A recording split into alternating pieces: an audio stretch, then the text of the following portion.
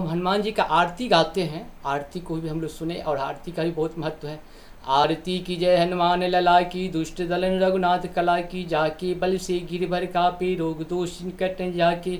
अंजनी पुत्र महाबलदाई, संतन के प्रभु सदा सहाई, देवी रघुनाथ पठायो, लंका जार सिया सुलायो, लंका सौ कोट समुद्र सिकाई, जात पवन सुत बार न लाई, लंका जार असुर संहारे, सिया राम जी के काज संहारे, लक्ष्मण मूर्छित परे सकारे, आन सजीवन प्राण उबारे, बैठ पताल तोड़ी अमकारे, अहिरावन के भुजा उखारे, बाएं भुजा सुतल मारे, दहिने भुजा संत जनतारे, सुरनर मुनि आरती उतारे, जय जय जय हनुमान उचारे, कंचन थार कपूर लछाई, आरती करत अंजना माई, जो हनुमान जी की आरती गावे वैष्णव कुंठ परम पद पावे, लंक विध्वंस की उदर तुलसीदास स्वामी की रत गाये।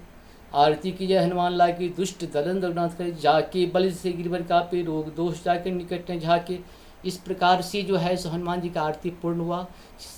चैनल को सब्सक्राइब, लाइक और शेयर जरूर करें।